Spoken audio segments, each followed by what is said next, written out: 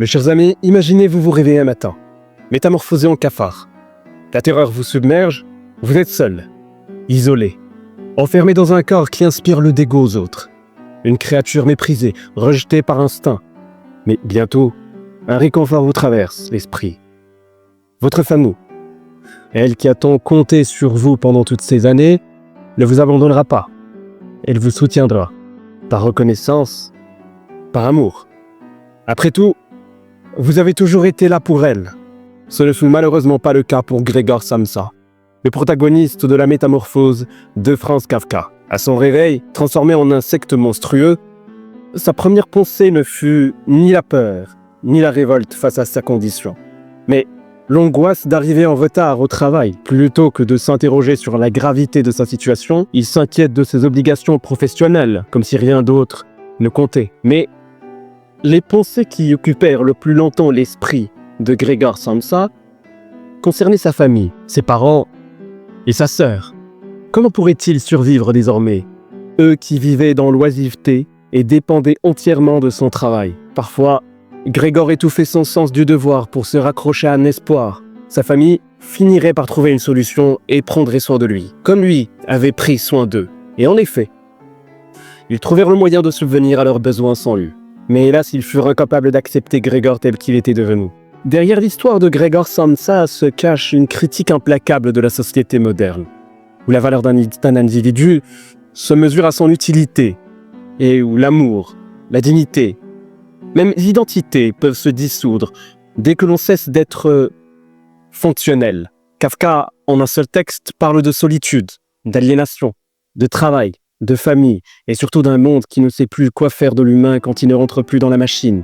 Franz Kafka, né à Prague en 1883, est l'un des écrivains les plus énigmatiques et influents du XXe siècle. Précurseur, malgré lui, de l'existentialisme, de l'absurde, et même du surréalisme, il a profondément marqué des penseurs comme Albert Camus, Jean-Paul Sartre ou Milan Kundera. Son nom a donné naissance à l'adjectif kafkaïen, qui désigne une situation à la fois absurde, oppressante et dénuée de sens. L'individu se heurte à des forces qu'il ne comprend pas. À travers une écriture froide, dépouillée, Kafka explore l'angoisse de l'homme face à l'administration, à la famille, au travail ou même à son propre corps. Un siècle plus tard, son œuvre continue d'éclairer un monde devenu opaque, déshumanisé, où les repères vacillent. Kafka était un homme seul parce qu'il se sentait étranger au monde qui l'entourait. Employé d'assurance le jour, écrivain de l'ombre la nuit.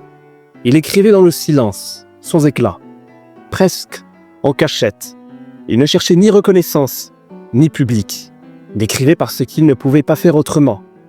Son rapport au monde était fait de distance, d'incompréhension, parfois de douleur. Il observait, mais ne se mêlait pas. De son vivant, il publia peu. Et c'est à son ami Max Brod, contre sa volonté, que l'on doit la publication posthume de ses œuvres. Kafka voulait tout brûler. Ce que nous lisons aujourd'hui est donc un héritage arraché au silence, un cri discret sauvé de l'oubli. On a souvent du mal à classer Kafka. Il n'appartient pleinement à aucun courant, et pourtant il les traverse tous. Il est à la fois existentialiste, sans le savoir, surréaliste, sans l'afficher, et prophète de l'absurde sans jamais chercher à l'être. Ce qui fait de lui un écrivain unique, c'est cette lucidité glaciale face à l'inhumanité des structures. L'administration dans le procès, la famille dans la métamorphose, la hiérarchie dans la colonie pénitentiaire. Il écrit avant la Seconde Guerre mondiale, avant l'informatisation du monde, avant la bureaucratie planétaire. Et pourtant ces récits décrivent des réalités que nous vivons aujourd'hui.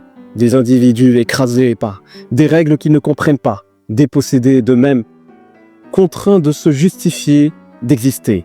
Dire Kafka, c'est lire un miroir tendu vers le présent, celui d'un monde devenu étranger à l'homme, où même les choses les plus simples, parler, aimer, respirer, se heurtent à des murs invisibles. Il écrivait avec une subtilité brutale notre époque. Chemie, l'homme se heurte à des structures opaques, administration, institution, famille, qui ne voient plus en lui qu'une fonction, une case à remplir, une charge à gérer. Il y a la machine bureaucratique absurde et froide qui décide du sort des êtres sans jamais leur parler. Il y a le travail qui remplace l'identité, le devoir qui étouffe la liberté et l'ordre social qui rejette la normale, l'inutile, le différent. Tout cela, Kafka l'a vu. senti et écrit bien avant l'avènement de la performance obligatoire, du contrôle algorithmique, de la solitude hyperconnectée. Gregor Samsa, c'est l'homme moderne avant l'heure, celui qui vit pour le travail. Il ne rêve pas, il exécute. Il ne pense pas lui-même, il pense à ce qu'il doit faire. Jusqu'à s'oublier, jusqu'à se dissoudre dans la routine. Son corps devenu un secte, mais qu'une image de ce que le monde faisait déjà de lui. Une créature utile, remplaçable, sans visage. Et lorsqu'il cesse d'être productif, il devient un poids. Plus personne ne le regarde comme un frère, un fils, un être humain. Même l'amour de sa famille, pourtant si central dans sa vie, se révèle conditionnel. Tant qu'il ramenait l'argent, il était toléré. Mais devenu inutile, il devient dérangeant, honteux, monstrueux, répugnant. La cellule familiale devient alors le reflet cruel de la société. Solidarité tant que tout fonctionne, rejet dès que l'équilibre vacille. La normalité fait peur, l'improductif dérange, l'inutile doit disparaître. Dans la métamorphose, Kafka ne parle pas seulement d'un homme devenu un secte, il parle d'un monde qui ne sait plus reconnaître l'humain, autrement que par ce qu'il produit. Et c'est peut-être là que son texte entre le plus violemment en résonance avec notre époque. Nous le dénonçons très souvent sur cette chaîne. Aujourd'hui, le travail est devenu une identité. On ne demande plus qui tu es, mais ce que tu fais. Ne plus être utile, c'est disparaître. C'est devenir invisible, comme Gregor. L'angoisse de l'inutilité ronge notre société de la performance, où tout ralentissement, toute fragilité, maladie, précarité, différence est perçu comme une faute. Ceux qui ne rentrent plus dans le moule sont mis de côté, ignorés, oubliés. Et pendant que les machines gagnent en puissance, les liens humains s'effilochent. La compassion devient rare, l'écoute aussi.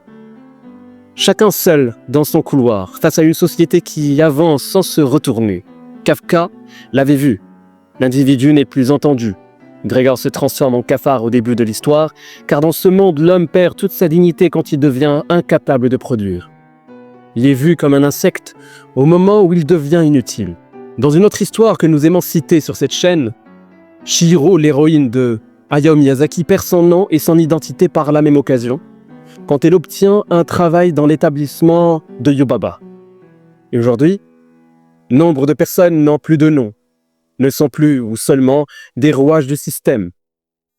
La question est finalement de se demander si la métamorphose de Gregor Samsa a eu lieu bien avant les événements du livre. Et si finalement l'histoire commence quand Gregor se rend compte qu'il était un cafard. Gregor, qui était investi dans son travail, n'avait peut-être plus rien à proposer au monde, à part son travail, depuis un moment. Gregor a perdu son humanité au profit de la productivité, et seulement quand il devient dans la capacité de travailler qu'il se rend compte de sa condition de non-humain.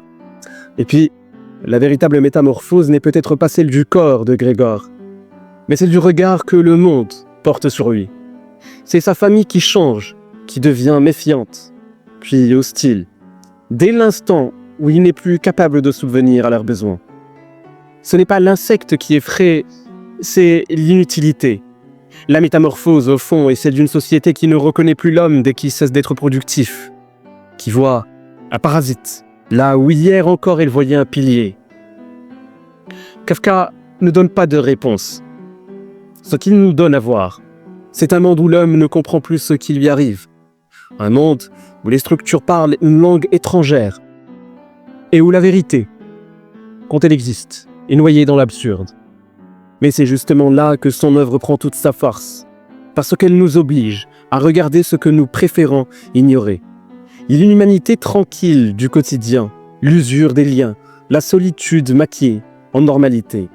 Kafka tend un miroir, et ce miroir ne reflète pas seulement son époque, mais aussi la nôtre, peut-être même la nôtre surtout.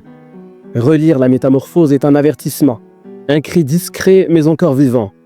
Un rappel que dans un monde qui avance sans l'homme, il est urgent de redevenir humain.